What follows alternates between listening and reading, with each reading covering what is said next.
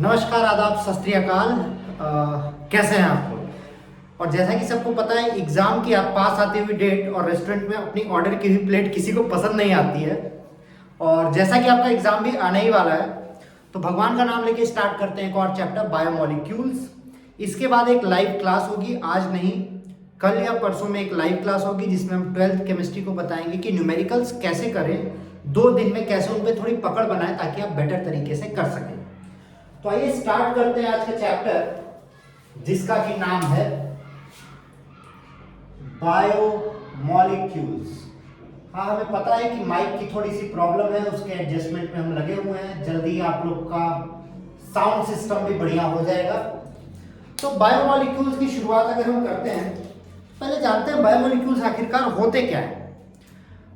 देखिए, इस वीडियो में हम बेसिकली बात करेंगे क्या होता है बायोमोलिक्यूल्स, कितने टाइप के, और हमें क्या क्या पढ़ना है। तो बायोमोलिक्यूल्स क्या है? हमारी बॉडी में ऐसे कई सारी चीजें हैं जो हमें बाहर से ऑब्टेन करनी होती है और हमारी बॉडी के लिए बहुत ही ज्यादा जरूरी होती हैं, क्योंकि उनके बिना हमारी बॉडी फंक्शन करने में दिक्कत होगी। तो ऐसे बड़े और छोटे मॉलिक्यूल्स जो हमारी बॉडी के फंक्शनिंग में हेल्प करते हैं, मतलब बेसिकली उन्हें एनर्जी देते हैं, ऐसे को कहते हैं, ऐसे मॉलिक्यूल्स को कहते हैं बायोमोलिक्यूल्स। अगर आप इसका संधि विच्छेद करेंगे तो आपको दो लोग मिलेंगे, एक बायो और एक मॉलिक्यूल्स। तो बायो का मतलब था बॉडी में जो प्रेजेंट है, और मॉलिक्यूल्स मतलब कंपाउंड जो एलिमेंट से बने हो। तो अगर हम बायोमोलिक्यूल्स की बात करें तो हमें पढ़ने क्या क्या है, पहले इसकी बात करते हैं। सबसे पहला जो आता है वो है कार्बोहाइड्रेट, फिर हमें पढ़ना है प्रोटीन, फैट, कि मोटापा हम लेके रखे हैं, इसको नहीं पढ़ाएंगे, और विटामिन एंड मिनरल्स।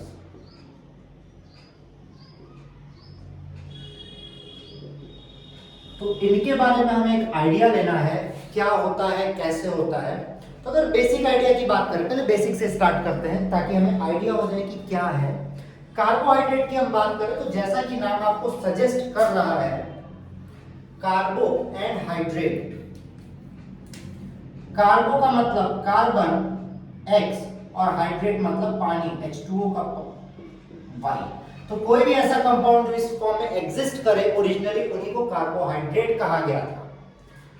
प्रोटीन की अगर हम बात करें, पहले इसी की बात करते हैं। कार्बोहाइड्रेट हमें एनर्जी प्रोवाइड करने का काम करता है, and it is the primary source of energy. Actually सबसे पहले हमें एनर्जी यहीं से प्रोवाइड की जाती है, कार्बोहाइड्रेट से। कार्बोहाइड्रेट को भी और इलैबोरेट करेंगे। प्रोटीन की ऑन दी अदर हैंड बात करते हैं तो प्रोटीन की यूनिट जो होती है वो होती है एमिनो एसिड, जिनको कहीं कहीं एमाइनो एसिड भी कहा जाता है। और ये मसल बिल्डिंग होते हैं। मसल बिल्डिंग, जैसा कि आप लोग ने सुना होगा, जो बॉडी बिल्डर होते हैं वो प्रोटीन खाते हैं, अलग अलग तरीके की डाइट लेते हैं, कीटो डाइट, एनॉल डाइट, XYZ डाइट्स। तो प्रोटीन जो होता है वो मसल बिल्डिंग होता है। फैट की अगर हम बात करें, दैट इज स्टोरेज फॉर्म। हमारा स्टोरेज फॉर्म, जब हम खाना नहीं खाते हैं, मतलब खाना ज्यादा खा लेते हैं और हम उसको पचाते नहीं हैं, तो उसके बाद जो स्टोर होता है वो होता है फैट। और last but not the least, vitamin and minerals.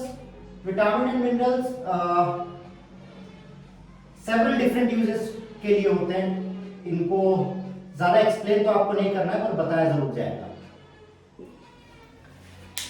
हमें बात स्टार्ट करनी है कार्बोहाइड्रेट से, तो बाकी को हम मिटाते हैं और कार्बोहाइड्रेट पे लग जाते हैं। कार्बोहाइड्रेट का एक सबसे कॉमन नाम होगा जो आपने सुन रखा होगा, ग्लूकोज, है ना। कार्बोहाइड्रेट की अगर हम बात भी करें कार्बोहाइड्रेट की, तो कार्बोहाइड्रेट को अलग अलग तरीकों में डिवाइड किया गया है। सबसे पहला तरीका है मोनोसैकेराइड,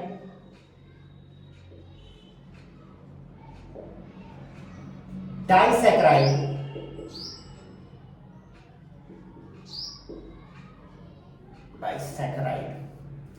पॉलीसैकेराइड। अब ये देखिए, जो सैकेराइड वर्ड लगा है, सैकेराइड, ये लिया गया है सैकरिन से। सैकरिन, जिसका मतलब होता है शुगर और स्वीट।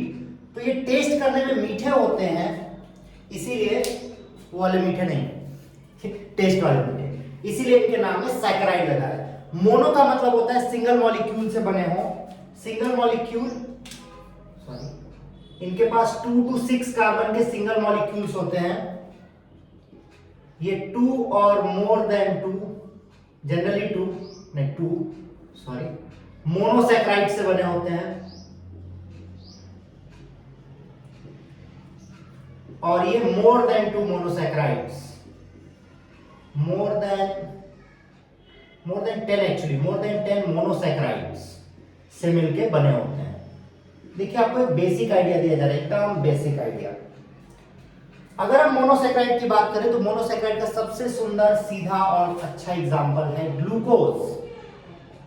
क्या एग्जांपल है इसका बच्चों? ग्लूकोज। हाँ, वो जो दुकान पे आप खाते हैं वही।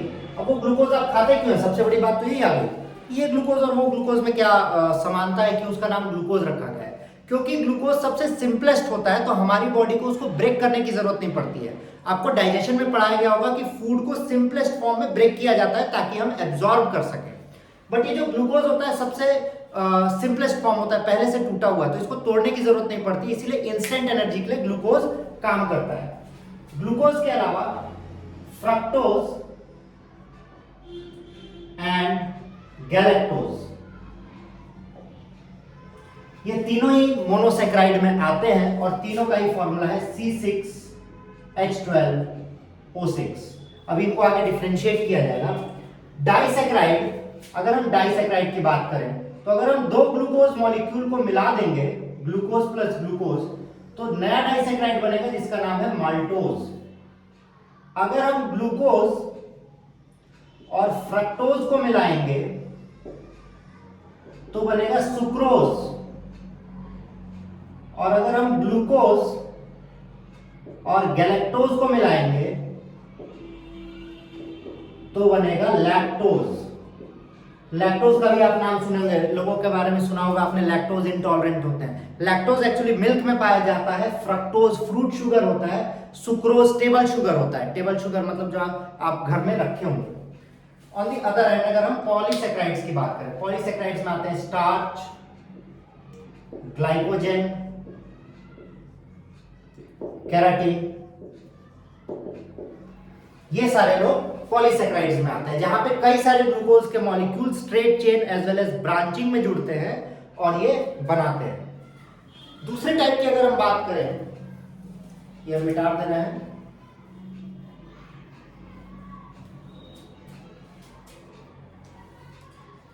कार्बोहाइड्रेट और 2 पार्ट में डिवाइडेड है, reducing sugar and non reducing sugar.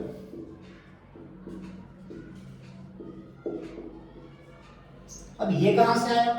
Carbohydrate का एक बहुत ही सुंदर सा डेफिनेशन है, दीज आर, इससे आपको थोड़ा आइडिया लगे, दीज आर पॉलीहाइड्रोक्सी। पॉलीहाइड्रोक्सी मतलब इनके पास बहुत ढेर सारे OH ग्रुप है।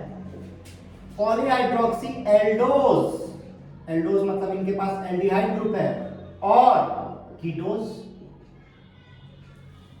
कीटोज मतलब कीटोन का ग्रुप है।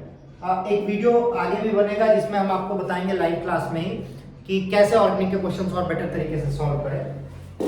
तो ऐसे शुगर जिनके पास एल्डिहाइड होता है वो रिड्यूसिंग शुगर कहलाते हैं, जैसे glucose and galactose are reducing sugar. But जिनके पास कीटो ग्रुप है, कीटो बीच में रहता है, उनको नॉन रिड्यूसिंग कहते हैं। अब नॉन रिड्यूसिंग क्यों कहते हैं? बिकॉज, ध्यान दीजिएगा इस बात को, ये पूछा जाता है, cannot reduce Tollens and Fehling's reagent. Tollens और फेलिंग आप लोग को वीडियो में बताया गया है, जो एल्डिहाइड और कीटोन को डिफरेंशिएट करने का काम करता है। टॉलेन एल्डिहाइड और कीटोन को डिफरेंशिएट करेगा, जबकि फेलिंग एलिफैटिक और एरोमेटिक एल्डिहाइड को डिफरेंशिएट करेगा।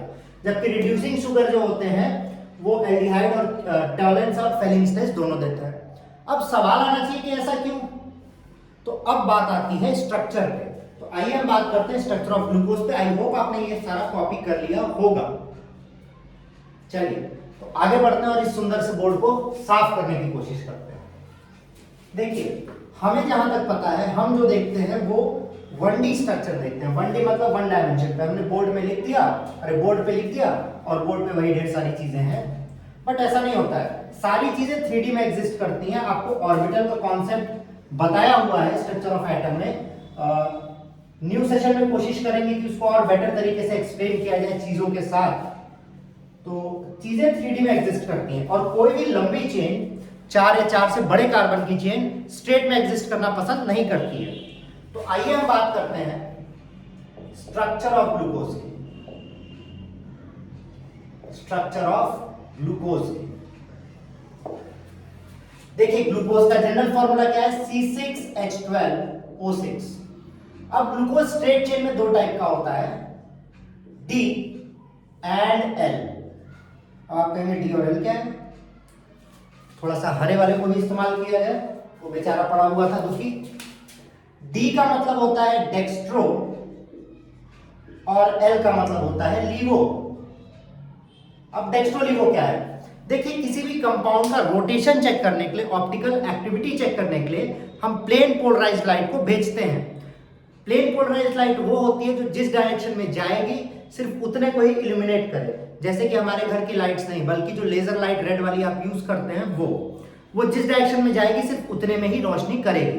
तो अगर हम प्लेन पोलराइज्ड लाइट को कंपाउंड से भेजते हैं और वो कंपाउंड उसमें प्लेन पोलराइज्ड लाइट मान लीजिए सीधे गई और राइट में रोटेट कर गई, मतलब बाहर निकली तो ऐसे घूम गई, उसको कहते हैं डेक्स्ट्रो कंपाउंड। और लीवो वो कहलाएगा जो ऐसे गई और लेफ्ट में रोटेट कर गई। तो ग्लूकोज के स्ट्रक्चर की स्ट्रेट चेन की बात करते हैं। तो जैसा कि आपको बताया, ग्लूकोज का स्ट्रक्चर एल्डोज, 1 2 3 4 5 और 6।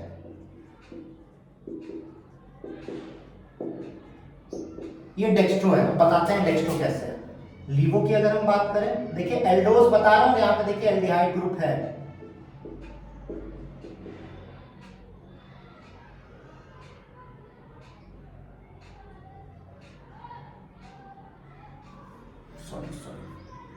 सॉरी बच्चे की लोग बेजान क्या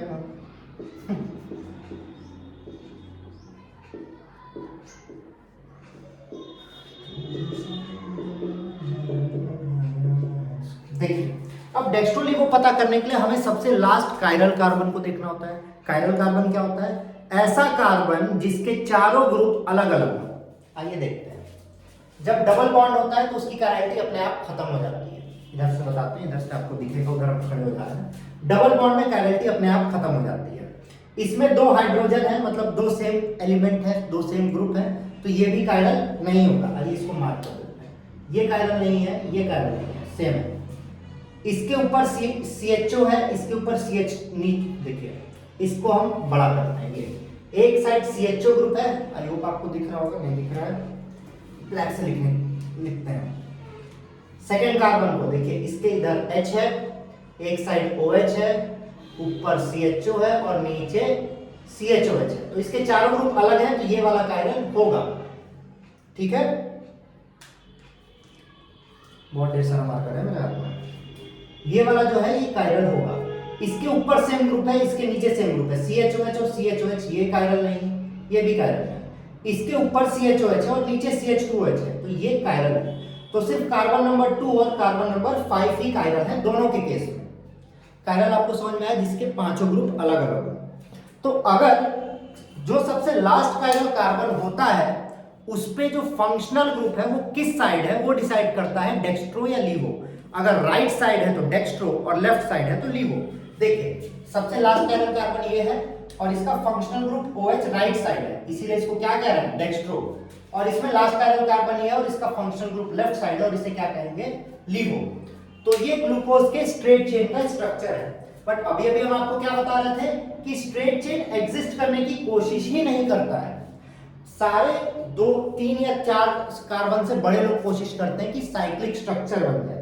अब साइक्लिक स्ट्रक्चर बनेगा कैसे? डेक्स्ट्रो को ध्यान दीजिएगा और हम नेमिंग कर देते हैं। Carbon number 1 2 3 4 5 6। बहुत ही ध्यान से देखिएगा, होता क्या है, कार्बन नंबर 1 जो है वो बॉन्ड बना लेगा कार्बन नंबर 5 के कार्बन नंबर 5 का जो कार्बन है, कार्बन नंबर 5 का जो कार्बन है वो कार्बन नंबर 1 के ऑक्सीजन से बॉन्ड बनाएगा। सॉरी उल्टा हो गया। कार्बन 5 के ऑक्सीजन से कार्बन नंबर 1 का ऑक्सीजन कार्बन बॉन्ड बना लेगा। मतलब ये यहां से जुड़ेगा जाके इससे। ये बात आपको समझ में आ रही है? कार्बन नंबर 5 का जो ऑक्सीजन है वो कार्बन नंबर 1 के कार्बन से बॉन्ड बना लेगा। और कैसा हो जाएगा? ये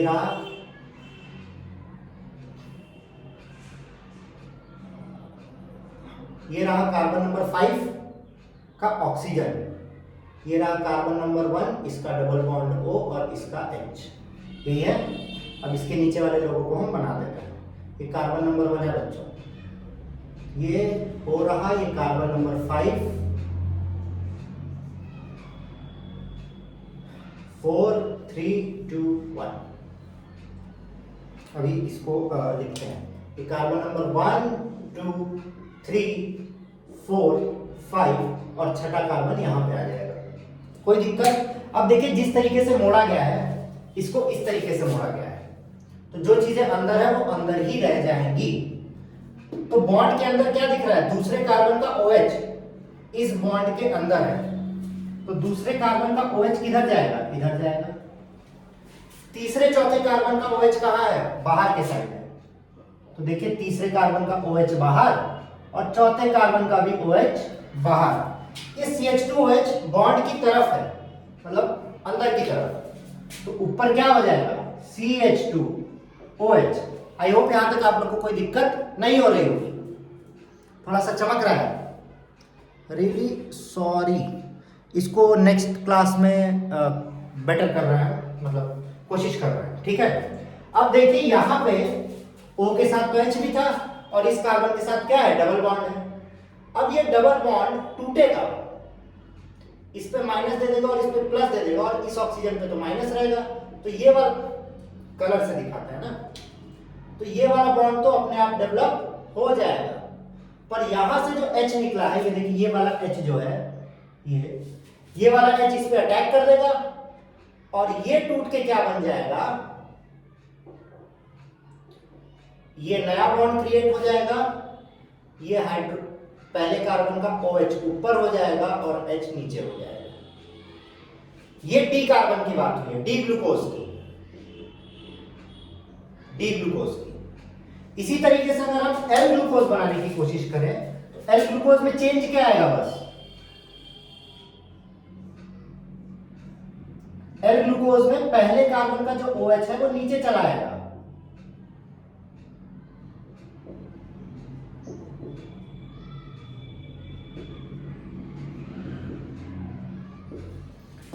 पहले कार्बन का जो OH ग्रुप है L ग्लूकोज में वो नीचे चला आएगा। तो ऐसे साइक्लिक स्ट्रक्चर एक्चुअली ग्लूकोज के एग्जिस्ट करते हैं, स्ट्रेट चेन एग्जिस्ट नहीं करता है। तो जब कोई साइक्लिक स्ट्रक्चर सिर्फ पहले कार्बन के OH ग्रुप के बेसिस पे डिफरेंशिएट करेगा, उनको कहते हैं एनोमर। ये अल्फा एनोमर कहलाएगा और ये बीटा एनोमर कहलाएगा। जिसमें पहले कार्बन का OH अबव द प्लेन हो वो अल्फा एनोमर और जिसमें बिलो द प्लेन हो वो बीटा एनोमर होगा। तो ये था साइक्लिक स्ट्रक्चर ऑफ ग्लूकोज तक। नेक्स्ट वीडियो में हम एक्सप्लोर करेंगे ग्लूकोज के स्ट्रक्चर को कंफर्म करना और प्रोटीन में जाने की कोशिश करेंगे। Till then signing off. पूरा वीडियो देखने के लिए thank you. Like share subscribe करना ना भूले और पढ़ते रहें।